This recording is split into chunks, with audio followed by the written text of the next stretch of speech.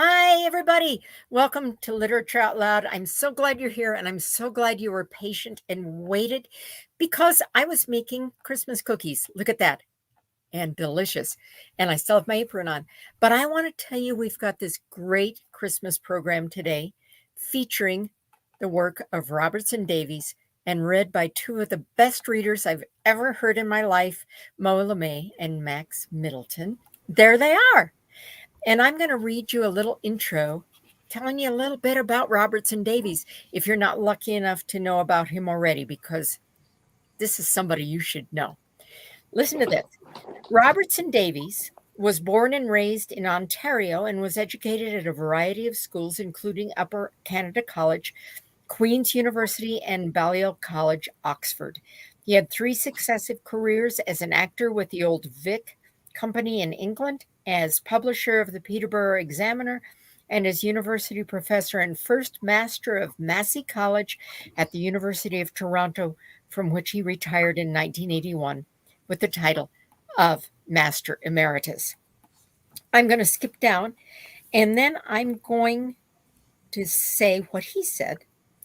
Although I have read tales of ghosts and the supernatural eagerly all my life, I never thought of writing one until I went to Massey College in the University of Toronto in 1963. The college had a Christmas party for its members and their friends, and some sort of entertainment was needed.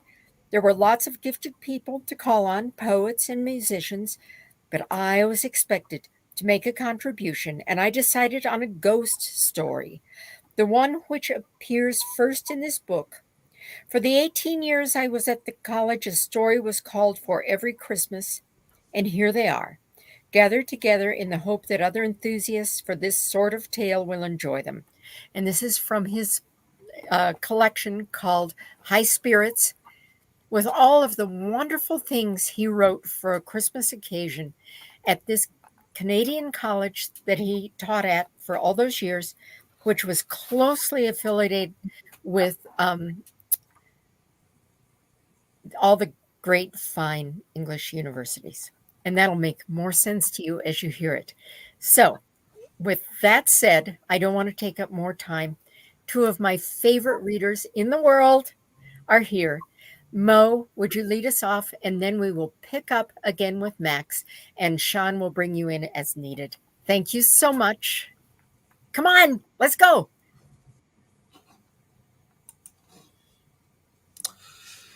When Satan Comes Home for Christmas.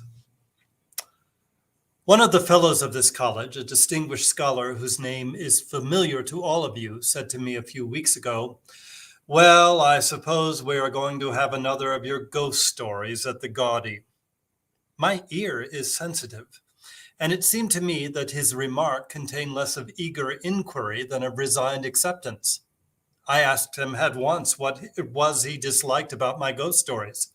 "The ghosts," he said bluntly. "We've heard about your meetings with the shades of Queen Victoria and George V and George VI and Sir John A. Macdonald. It is as if nobody was fit to haunt you who had not first gained a distinguished place in history. It's ectoplasmic elitism of the most disgusting kind." I could have told him that these ghosts were not inventions. I did not seek them, they sought me. But it is useless to argue with jealous people who, if they are haunted at all, are clearly haunted by ghosts drawn from the lower ranks of the civil service. But I determined that I would show him. I did not expect a real ghost this year. After all, 5 in a row is surely enough even for the most haunted college in the university. I knew I should have to invent a ghost. It would be a simple matter to invent a ghost who would be acceptable to listeners with strong egalitarian views. I did so. It is an excellent story. What used to be called in an earlier day a ripping yarn, and quite original. It is about a junior fellow of this college called Frank Einstein, a brilliant young biologist who discovers the secret of life in an old alchemical manuscript and manufactures a living creature out of scraps he steals from the dissection lab in the new medical building. He fits it together secretly in his bedroom, but because he cannot give his creation a soul, It is a monster, and kills the bursar and the librarian, and finally deflowers and then eats Frank's girlfriend, a graduate student called Mary Shelley. It is a lively narrative, and I had looked forward to reading it, especially the soliloquies of the monster. But last night, we held our college Christmas dance, and there was no sleep till morn, as is entirely proper when youth and pleasure meet to chase the glowing hours with flying feet. It was about 1 o'clock, and I had been to look at the dancing in the round room, where the flying hours were being chased in a circle, which is, after all, what you would expect in a round room. I then went downstairs to the chapel. It seemed unlikely that any couples would be sitting out there, and I would gain 10 minutes of blessed quietness. But the chapel was not empty.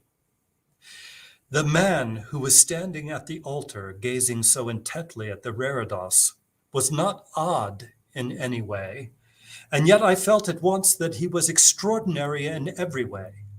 He seemed to be middle-aged, and yet he was not an academic.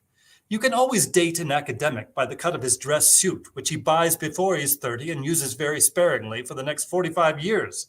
But this man's tailcoat might have been made yesterday, though its cut was conservative. His hair was rather long and curly, but it was most elegantly arranged. His bearing was distinguished. I am somewhat too old to describe a man's face as beautiful without self-consciousness, yet he was undeniably beautiful, but of an icy hauteur. I recognized the type at once, obviously a visiting lecturer from some Midwestern American university. "It is a handsome piece of work, isn't it?" said I, referring to our reredos. He did not look at me. "Quite interesting as these family portraits go," he murmured. I concluded that he must be deaf. "It is a Russian, 17th century, what is called a traveling iconostasis," I said, raising my voice. A pity there is no picture of father here. "Still not bad of its kind," said he, still ignoring me. "I take it you are a visitor to our Department of Fine Art," I shouted. He turned then and looked at me. It was a look in which pity and contempt vied for supremacy. I was taken aback, for I have not been looked at that way since my final oral examination, now some 30 years ago. "You do not know me?" said he. This nettled me. I'm not very good at names, but I'm first-rate at faces. I knew that I had never seen him before, and yet there was something familiar about him. "Does this give you a clue?" said the stranger, and in an instant he was transformed. A scarlet, tight-fitting costume, a voluminous red cloak appeared where the fashionable dress suit had been, and the murmur of the discotheque upstairs seemed suddenly to be changed to some familiar bars of, who was it? Yes, Gounod. Of course I know you," I cried. "You are the new director of the opera school. How good of you to come in fancy dress." "No," he shouted impatiently. And once again he was transformed. This time he wore a rough, hairy costume, the feet of which were like hooves. Great ram's horns sprang from his brow, and at the back, where the seat of his trousers had been, there was now an ugly face, from the mouth of which a long red tongue lolled obscenely. "Of course," I shouted and laughed foolishly, for I was becoming somewhat unnerved. "You must be one of the actors from the medieval play group, the Pocolai Ludique Societas. What a good disguise!" "Disguise!" he roared, and his voice was like a lion's. At the same time, the pendulous tongue of that nether face blew a loud raspberry. The very trumpet call of derision. "Wretched child of an age of unbelief, what is to be done with you?" And suddenly, to my intense dismay, there was right before me in the chapel a red dragon, having 7 heads and 10 horns and 7 crowns upon his heads.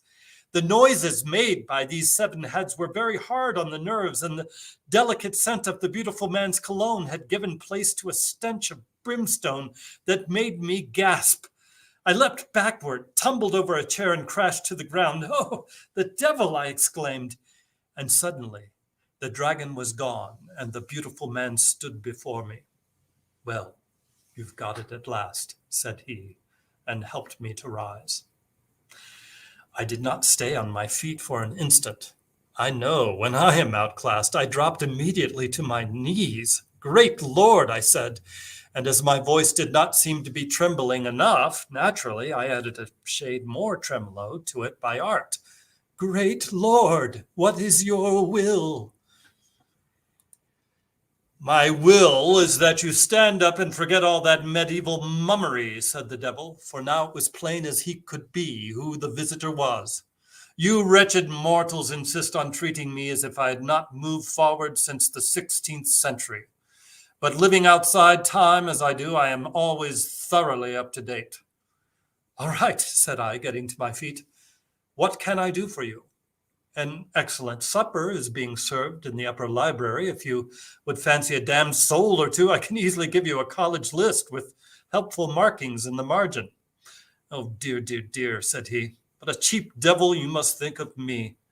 I don't want any of your junior fellows or any of your colleagues either. I leave such journeyman's work as they are to my staff."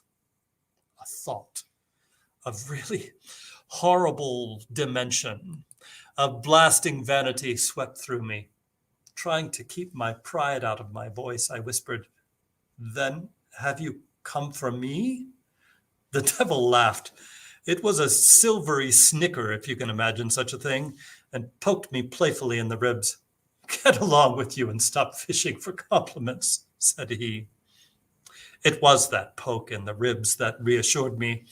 I had always been told the devil has a common streak in him, and now he had shown that I was not so afraid. "Well," said I am sure that you have not come here for nothing. If you don't want any souls, even so desirable a spiritual property as my own, what can I offer you?" "Nothing but a really good look at this handsome Reredos," he replied. "Doubtless you will find this strange, but at this time of year when so much Christmas celebration is going on, I feel a little wistful. I hear so many people saying they are going home for Christmas. Do you know, Master, I should very much like to go home for Christmas." I was too tactful to offer any comment. "But of course I shan't be asked," he said, and a look of exquisite melancholy transformed the beautiful, proud face into the saddest sight that I had ever beheld. When I was a boy, there was a still large public for a novel by Marie Corelli called The Sorrows of Satan. But even she never guessed that not being asked home for Christmas was one of them. I was in a quandary. Against overpowering and insensate evil, I could have thrown myself and been consumed in defense of the college. But against sentimentalism, I did not know what to do. This was a time for the uttermost intact. "Do they have a pretty lively time at your old home when Christmas rolls around?" I asked, thinking this colloquial tone might disarm him.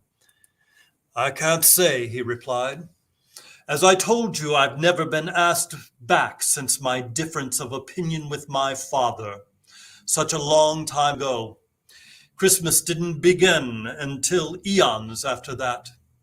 "Ah, I think I understand your situation," I said. "No wonder you are so wicked. It's not your fault at all. You are what we now call the product of a broken home." The devil gave me a look which made me profoundly uneasy. "Just because I am enjoying your sympathy, don't imagine that I cannot read you like a book," he said. "You think you are cleverer than I. It is a very common academic delusion." "I certainly do not think I am cleverer than you," said I. "I know only too well what happens to professors who get that idea, the unfortunate Dr. Faustus, for instance. But I do think you might play fair with me. You ask for my sympathy, and when I do the best I can, you threaten me and accuse me of hypocrisy. Please, let us talk on terms of intellectual honesty." Once again, the chapel resounded with a startling and lewd raspberry. And I became aware, though, that the devil chose to appear in the guise of a gentleman of impeccable contemporary taste, all those other aspects of his personality, including the one with the 7 dragons' head and the one with the unconventionally placed tongue, were present, though invisible. Intellectual honesty just means playing by your rules, said he, and I like to play by my own, which I make up as we go along. Do you think I am so stupid I can only hold one point of view at a time? Why, even you foolish creatures of earth can do better than that. I enjoy being sentimental about Christmas, after all. It is my younger brother's birthday. But don't imagine that because of that I don't take every opportunity to make it distasteful. He paused, and I could see that he was in a mood both reminiscent and boastful, so I held my peace, and very soon he continued. I think the Christmas card was one of my best inventions, he said. Yes, I think the Christmas card has done as much to put Christmas to the bad as any other single thing, and I began it so cleverly. Just a few pretty Victorian printed greetings, and then, well, you know what it is today. I nodded and rubbed my arm, which was still aching with writer's cramp. Gifts, too, he mused. Of course, they originated with the gifts of the Magi. I knew the Magi well, you know, Gaspar, Balthazar, and Melchior. Very good chaps, and their offerings of gold, frankincense, and myrrh were characteristics of their noble hearts. But when I got to work on their idea and spread the notion that everybody ought to give a Christmas gift to virtually everybody else, I was really at the top of my form. The cream of it is, you see, that most people want to give presents to people they like, but I have made it obligatory for them to give presents to people they don't like as well. Look at it any way you will, that was subtle, downright subtle. It sickened me to see that the breakdown in his style of conversation was accompanied by a coarsening in his appearance. He was now red-faced, heavy-jowled, and wet-lipped, and somewhere in the background I could hear the 7 heads of the red dragon hissing like great serpents. Santa Claus, yes, Santa Claus is all mine, he continued. Look at this picture here on your reredos. St. Nicholas, the wonder worker, a fine old chap. I knew him very well when he was a bishop of Myra. Loved giving gifts, lavish and open-handed as only a saint knows how to be. But when I went to work and advertising got into high gear, the job was done. Now you see his picture everywhere, a boozy old bum in a red suit peddling everything you can think of. Magazine subscriptions, soft drinks, junk jewelry, dairy products, electric hair dryers, television sets, Wedham dolls. You name it, Santa's got it. I meet St. Nicholas now and then. He's still in existence, trying to rescue Christmas. And I don't mind telling you that when we meet, I'm almost ashamed to look him in the face. Almost, but not quite. By this time, the degeneration of the devil had gone very far indeed. His beautiful dress suit was a crumpled mess. His hair had become thin and greasy. His stomach and also his posterior had swollen so that he had a positively pear-shaped, and the handkerchief he pulled out to wipe tears of cruel mirth from his eyes was disgustingly dirty. I had no idea what to do. I felt that the situation was desperate. And then I had an idea. There is a form of activity very popular now in education called counseling. Several times each year, I receive letters which say, "What counseling staff do you provide in your college?" And I always reply with a monosyllable, "Me." Obviously, this was the moment for some counseling, and all that held me back was a strong conviction that counseling, too, had been invented by the devil. Would he fall for his own nonsense? I could but try. "You came here to look at our reredos," said I, putting my arm around his shoulders in what I hoped was a fatherly yet respectful manner. "Look at it now and think of your old home, of your family. Unfortunately, we have no likeness of your father." "The Michelangelo portrait is by far the best," he interrupted. "Catches him to a T." But look here at your brothers, the Archangel Michael, the Archangel Gabriel, how handsome they are. Observe what fine physical condition they are in, despite an age almost equal to your own. Remember that you too were once like that. I quickly removed my embracing arm. All the disgusting symptoms of spiritual and physical degeneration had fled in that instant, and he stood beside me, naked as the dawn, and equipped with splendid black wings. I am like that now, he said proudly. But to my astonishment, I saw that the devil was a richly endowed hermaphrodite. Still, 5 years of Massey College has prepared me for any unusual development. Good! Archangel, I cried, and then I brought out the tried and true counselor's phrase of encouragement. You see, you can do anything if you only will try. Now, this dreadful assault on Christmas is unworthy of you. Don't you think you've done enough? People still celebrate Christmas, you know, in a spirit quite outside the reach of the Christmas card, the perfunctory gift, the degraded figure of Santa Claus. I was set to go on, for I was thinking of tonight and all of us here, but the devil looked balefully at me. Yes, but it is all for him, my younger brother, you know. One would imagine nobody else ever had a birthday. Nobody celebrates my birthday. I looked, and I assure you he was pouting. I am not a professor of drama for nothing. I know a cue when I hear one. Grieve no more, I said. I will celebrate your birthday. Pooh, he said. Who are you? Aha, said I. You are trying to trap me into the sin of pride. Nevertheless, without my telling you, you know very well who I am. He had the grace to look somewhat abashed. Well, be that as it may, who's going to know? The whole college will know, said I. Pooh, the college, he said rudely, but he was wavering. It's a graduate college, said I. More than that, it's a think tank. I knew the devil could not resist a really up-to-the-minute bit of jargon. It's a bargain, he said. What will you do? I'll fly the college banner and the St. Catherine bell will ring 21 times. Just as if I was one of the fellows, he asked, and there was a gleam in his eyes which looked very much like pleasure. Precisely the same, I replied.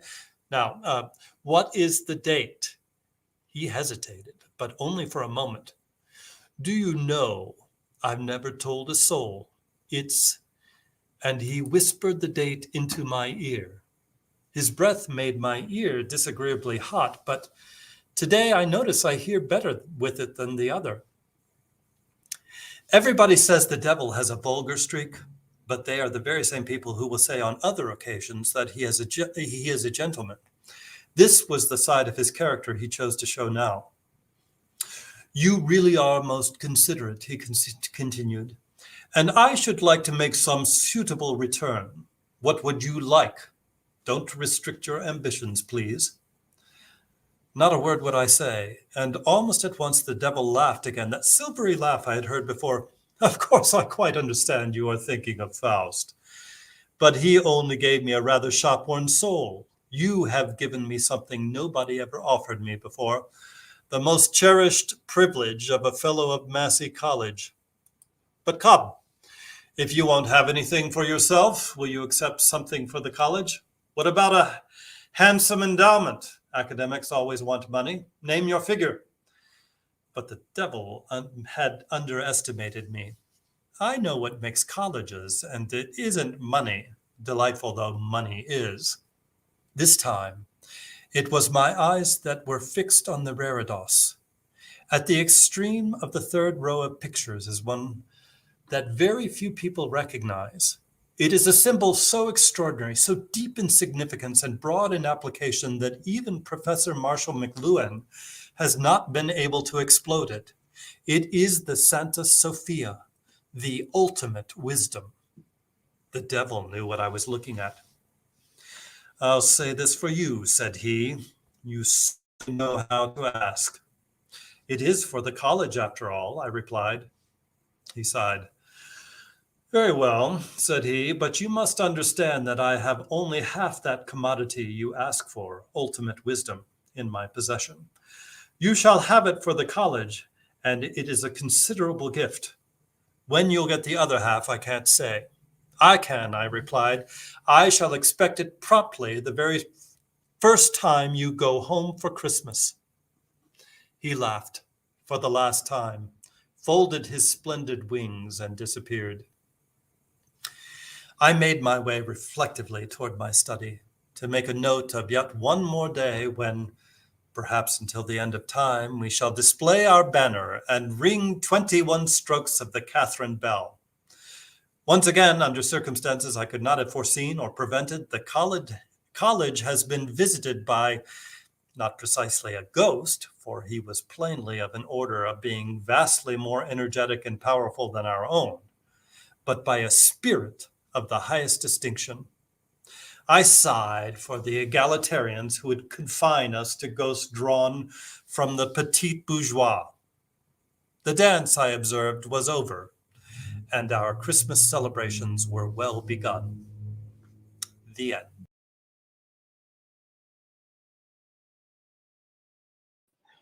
That was awesome. My name is Max Middleton, and I am reading a story called The Cat That Went to Trinity. Every autumn, when I meet my new classes, I look them over to see if there are any pretty girls in them. This is not a custom peculiar to me. All professors do it. I also count the number of young men who are wearing Chairman Mao coats or horseshoe mustaches. A pretty girl is something on which I can rest my eyes with pleasure, while another student is reading a carefully researched but uninspiring paper. This year, in my seminar on the Gothic novel, there was an exceptionally pretty girl whose name was Elizabeth Lavenza. I thought it a coincidence that this should also be the name of the heroine of one of the novels we were about to study, no less a work than Mary Shelley's celebrated romance, Frankenstein. When I mentioned it to her, she brushed it aside as of no significance. "I was born in Geneva," said she, "where lots of people are called Lavenza." Nevertheless, it lingered in my mind, and I mentioned it to one of my colleagues who is a celebrated literary critic. "You have coincidence on the brain," he said. "Ever since you wrote that book, Fourth Dimension, or whatever it was called, you've talked about nothing else. Forget it." I tried, but I couldn't forget it. It troubled me even more after I had met the new group of junior fellows in this college, for one of them was young Einstein, who was studying medical biophysics. He was a brilliant young man who came to us with glowing recommendations. Some mention was made of a great uncle of his, an Albert Einstein, whose name meant nothing to me, though it appeared to have special significance in the scientific world. It was young Mr. Einstein's given names that roused an echo in my consciousness, for he was called Victor Frank. For those of you who have not been reading Gothic novels lately, I may explain that in Mrs. Shelley's book Frankenstein, or The Modern Prometheus, the hero's name is also Victor, and the girl he loved was Elizabeth Lavenza. This richness of coincidence might trouble a mind less disposed to reflection than mine. I held my peace, for I had been cowed by what my friend, the literary critic, had said.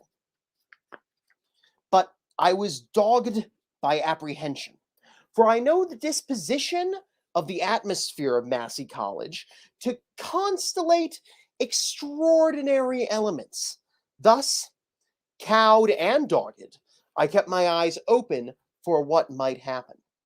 It was no more than a matter of days when fate added another figure to this coincidental pattern, and fate's instrument was none other than my wife. It is our custom to entertain the men of the college to dinner in small groups, and my wife invites a few girls to each of these occasions to lighten what might otherwise be a too exclusively academic atmosphere.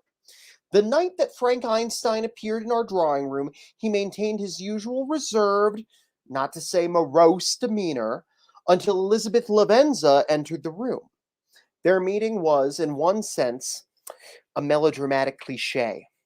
But we must remember that things become cliches because they are of frequent occurrence and powerful impact. Everything fell out as a thoroughly bad writer might describe it. Their eyes met across the room. His glance was electric, hers ecstatic. The rest of the company seemed to part before them as he moved to her side. He never left it all evening. She had eyes for no other. From time to time, his eyes rose in ardor, while hers fell in modest transport. The rising and fallings of eyes was so portentously and swooningly apparent that one or two of our senior guests felt positively unwell, as though aboard a ship. My heart sank. My wife's, on the contrary, was uplifted. As I passed her during the serving of the meal, I hissed, "This is fate." "There is no armor against fate," she hissed in return. It is a combination of words not easily hissed, but she hissed it. We had an unusually fine autumn, as you will recall, and there was hardly a day that I did not see Frank and Elizabeth sitting on one of those benches in the quad, sometimes talking, but usually looking deep into each other's eyes, their foreheads touching. They did it so much, they both became slightly cross-eyed, and my dismay mounted. I determined, if humanly possible, to avert some disastrous outcome, for I assure you that my intuition and my knowledge of the curious atmosphere of this college both oppressed me with boding, and I did all that lay in my power. I heaped work on Elizabeth Laventa. I demanded the ultimate from her in the reading of the Gothic novel, both as a means of keeping her from Frank and of straightening her vision. Alas, how puny are our best efforts to avert a foreordained event. One day, I saw Frank in the quad, sitting on the bench alone, reading a book. Pretending nonchalance, I sat beside him. "And what are you reading, Mr. Einstein?" I said in honeyed tones. Taciturn as always, he held out the book for me to see. It was Frankenstein. "Liz said I ought to read it," he said. "And what do you make of it?" said I, for I am always interested in the puny efforts of art to penetrate the thoroughly scientific mind. His answer astounded me. "Not bad at all," said he. "The medical biophysics aspect of the plot is very old-fashioned, of course. I mean, when the hero makes that synthetic human being out of scraps from slaughterhouses, we could do better than that now. A lot better," he added, and I thought he seemed to be brooding on nameless possibilities. I decided to change the line of our conversation. I began to talk about the college and some of the successes and failures we had met in the past. Among the failures I mentioned our inability to keep a college cat. In the 10 years of our existence, we have had several cats here, but not one of them has remained with us. They all run away, and there is strong evidence that they all go to Trinity. I thought at one time that they must be Anglican cats, and they objected to our ecumenical chapel. I went to the length of getting a Persian cat raised in the Zoroastrian faith, but it only lasted 2 days. There is a fine Persian rug in the Trinity Chapel. Our most recent cat had been christened Episcopus in the hope that this thoroughly Anglican title would content it. Furthermore, the Lionel Massey Fund provided money to treat the cat with a surgical operation, which is generally thought to lift a cat's mind above purely sectarian considerations. But it too left us for Trinity. Rationalists in the college suggested that Trinity has more and richer garbage than we have, but I still believe our cats acted on religious impulse. As I spoke of these things, Frank Einstein became more animated than I had ever known him. "I get it," he said. "You want a cat that has been specifically programmed for Massey. An ecumenical cat. Highly intelligent, so that it prefers graduates to undergraduates, and incapable of making messes in the round room. With a few hours of computer time, it oughtn't be too difficult. I looked into his eyes, though from a greater distance than was usual for Elizabeth Lavenza, and what I saw there caused a familiar shudder to convulse my entire being. It is the shudder I feel when I know for a certainty that Massey College is about to be the scene of yet another macabre event. Nevertheless, in the pressure of examinations and lectures, I forgot my uneasiness, and might perhaps have dismissed the matter from my mind, if two further interrelated circumstances, I dare not use the word coincidence in this case, had not aroused my fears again. One autumn morning, reading the Globe and Mail, my eye was caught by an item, almost lost at the bottom of a column, which bore the heading, "Outrage at Pound." It appeared that two masked bandits, a man and a woman, had held up the keeper of the pound at gunpoint while seizing no less than 12 stray cats. Later that same day, I saw Frank and Elizabeth coming through the college gate carrying a large and heavy sack. From the sack dripped a substance which I recognized with horror as blood. I picked up a little bit on the tip of my finger. A hasty corpuscle count confirmed my suspicion that the blood was not human. Night after night in the weeks that followed, I crept down to my study to look across the quad and see if a light was burning in Frank Einstein's room. Invariably, it was so. And one morning, when I had wakened early and was standing on my balcony apostrophizing the dawn, Elizabeth Lavenza stole past me from the college's main gate, her face marked not by those lineaments of slaked desire so common among our visitors at such an hour, but by the pallor and fatigue of one well nigh exhausted by intellectual work of the most demanding sort. The following night, I awoke from sleep at around 2 o'clock with a terrifying apprehension that something would happen in the college which I should investigate. Shouts, the sound of loud music, the riot of late revelers, these things do not particularly disturb me, but there is a quality of deep silence, which I know to be the accompaniment of evil. Warily and reluctantly, I rose. I wrapped myself in a heavy dressing gown and made my way into the quadrangle. And there, yes, it was as I had feared. The eerie gleam from Frank Einstein's room was the only light to guide me. For there was a thick fog hanging over the university, and even the cruel light through the arrow slits of the Roberts Library and the fairy radiance from OISE were hidden. Up to his room I climbed and tapped on the door. It had not been locked, and my light knock caused it to swing open. And there, never can I forget my shock and revulsion at what I saw. There were Frank and Elizabeth, crouched over a table upon which lay an ensanguined form. I burst upon them. "What bloody feast is this?" I shouted. "Monsters, fiends, cannibals, what do I behold?"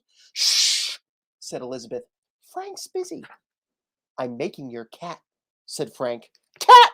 I shrieked, almost beside myself. "That is no cat. It is as big as a donkey. What cat are you talking about?" "The Massey College cat," said Frank. "And it is going to be the greatest cat you have ever seen." I shall not trouble you with a detailed report of the conversation that followed.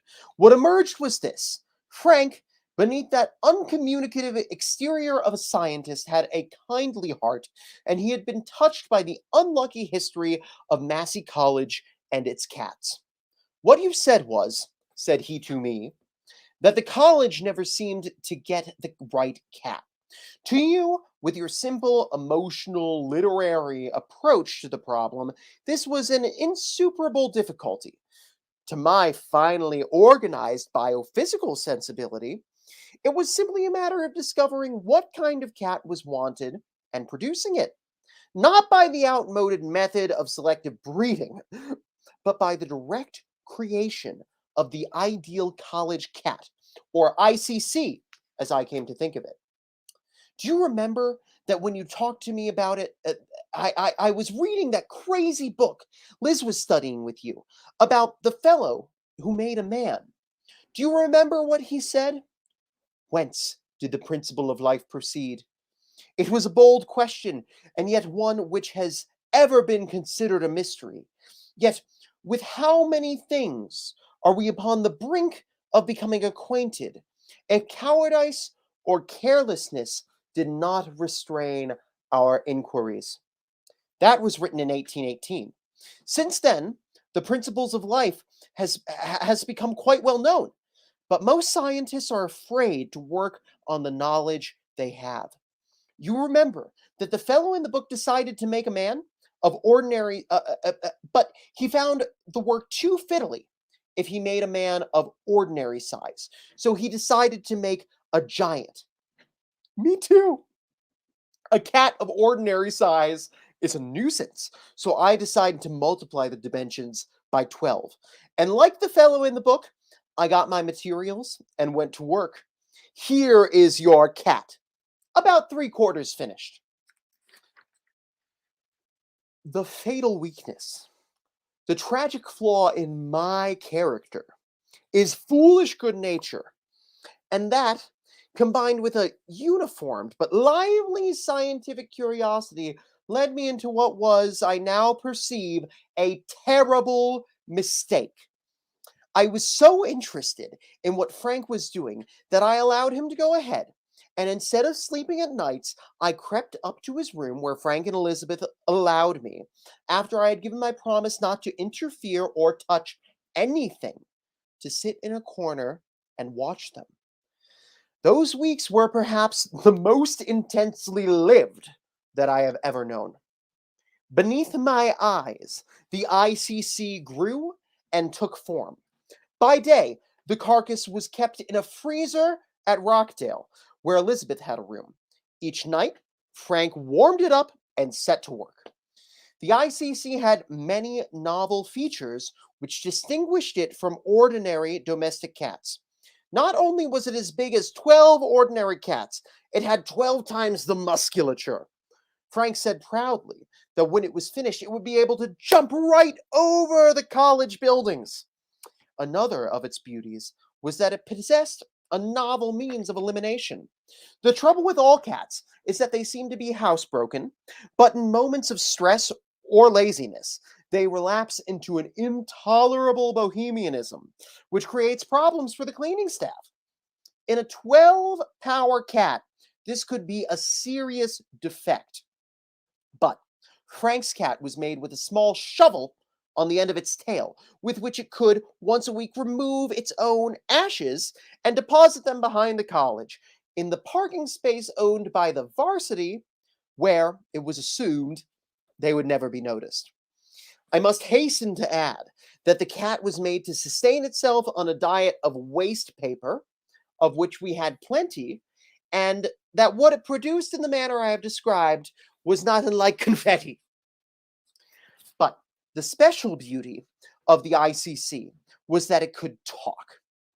This, in the minds of Frank and Elizabeth, was its great feature as a college pet.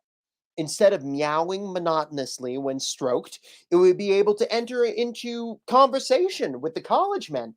And as we pride ourselves on being a community of scholars, it was to be provided with a class of conversation and a vocabulary infinitely superior to that of, for instance, a parrot.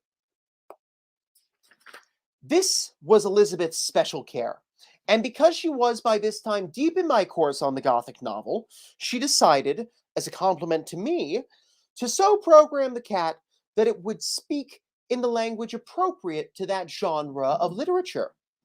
I was not so confident about this refinement as were Frank and Elizabeth, for I knew more about Gothic novels than they, and have sometimes admitted to myself that they can be wordy. But, as I have told you, I was a party to this great adventure only in the character of a spectator, and I was not to interfere. So I held my peace, hoping that the cat would, in the fullness of time, do the same. At last, the great night came, when the cat was to be invested with life. I sat in my corner, my eyes fixed upon the form which Frank was gradually melting out with Elizabeth's electric hair dryer.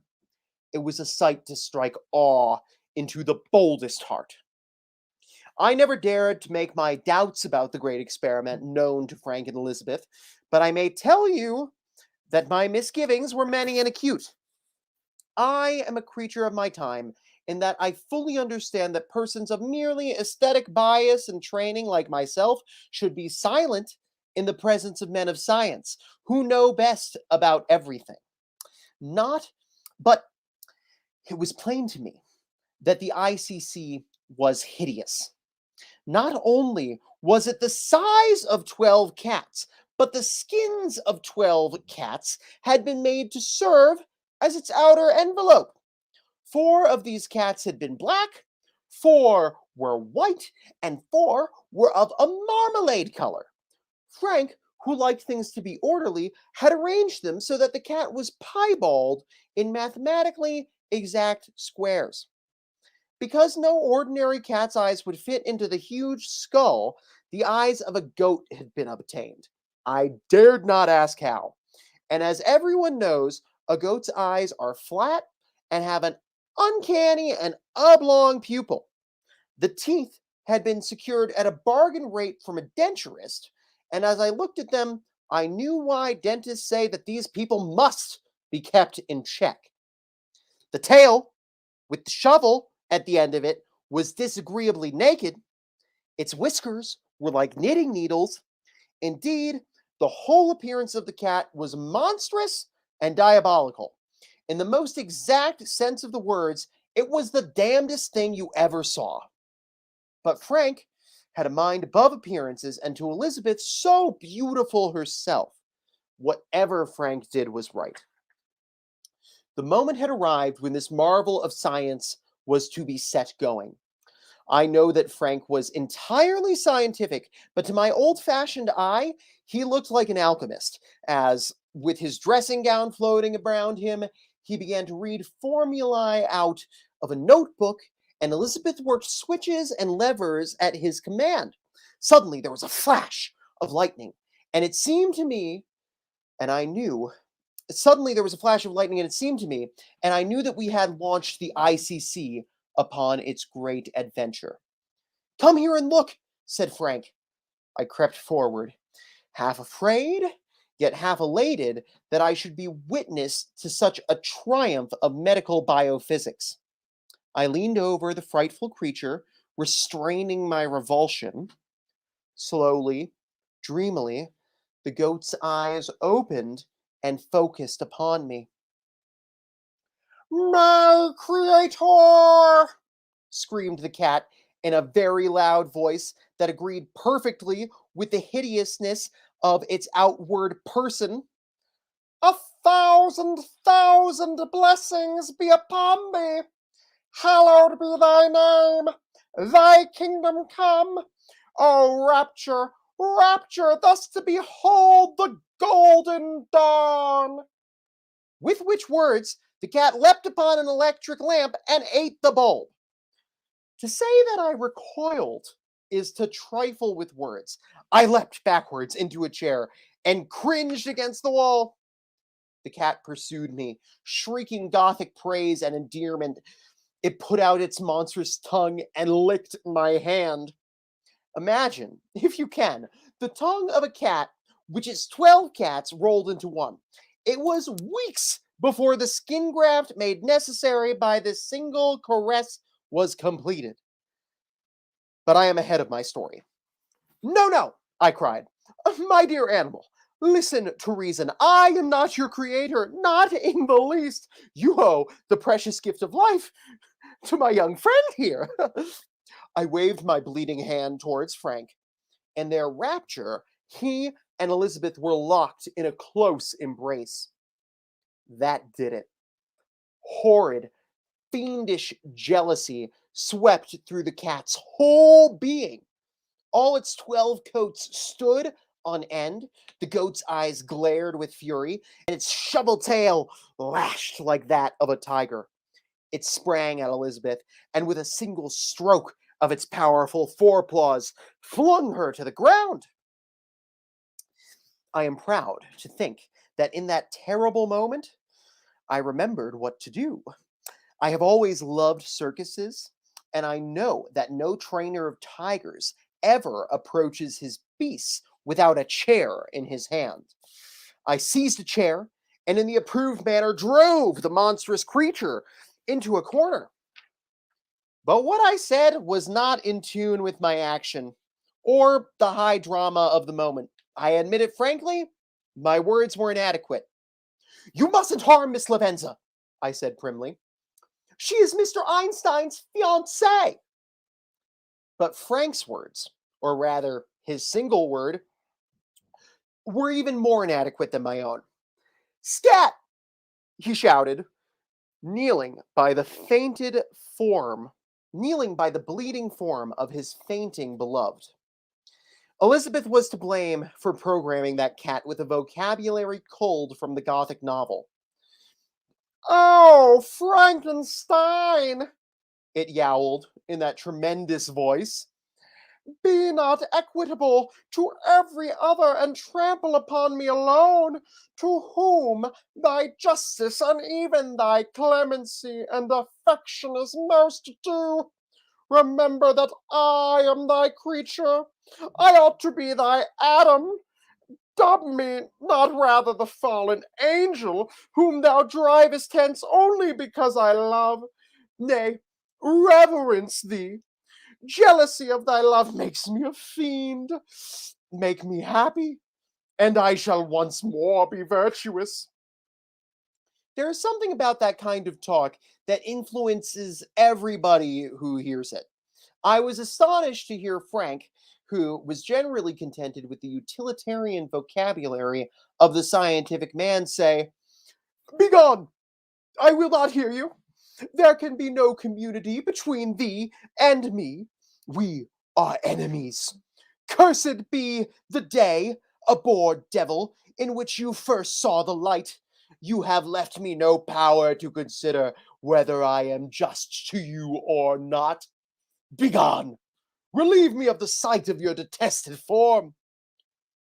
Elizabeth was not the most gifted of my students, and the cat's next word lacked something of the true Gothic rhetoric. You mean you don't love your dear little pussykins best? It whined. But Frank was true to the Gothic vein. This lady is the mistress of my affections, and I acknowledge no pussykins before her, he cried.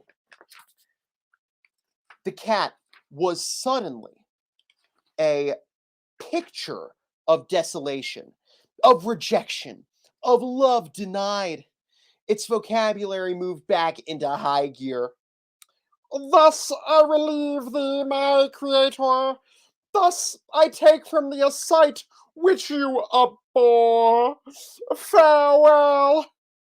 And with one gigantic bound, it leapt through the window into the quadrangle, and I heard the thunderous sound as the college gate was torn from its hinges.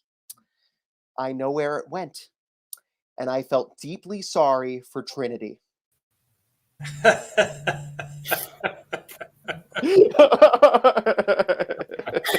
Well, Oh, that was great. let's just say that was pretty good, boys. Let's say. Between you and that lovely Robertson Davies, I think we have set Christmas right on where it should be going. Oh, thank you so much. The writing is so beautiful. Oh, that's great. And Max, your cat defies any cat that I personally have seen. And That's brilliant. Mo, your demonic raspberry, I must say, really was on the mark. So I think we've done Robertson Davies proud. If any of you that are listening have not read Robertson Davies before, I hope this will inspire you to do so. He's a wonderful author, very erudite, very singular, and lovely, and beautifully, beautifully done, gentlemen. No, Thank you so much. Actually, wonderful. Wonderful. Yeah. Thank you so much. So stick around for a minute. And everybody else that's listening, next month, we're going to look forward to a couple of authors that are being featured in the program done by Aspen Words this time of year. We're going to hear a piece by Richard Powers, read by the wonderful Denver actor Tessa Nelson, and another one by Eleanor Henderson, who is a great memoir writer who is being featured by Aspen Words, read by another wonderful Denver actress named Kenya Fashaw. And they're beautiful readers. They're beautiful pieces. I'm trying to feature people that we can't just get in the Roaring Fork Valley while we still have this wonderful venue that is provided to us by Thunder River Theater, for which I will be always eternally grateful, as I am to you gentlemen with all my heart, and Sean Jeffries and Thunder River Theater with all my heart. So look for us January 19th, Wednesday, 7 p.m. for words by authors that are featured by Aspen Words. Thank you so much for this opportunity to come into your houses and to give you a Christmas present. And thank you, gentlemen, for giving me mine. Thank you.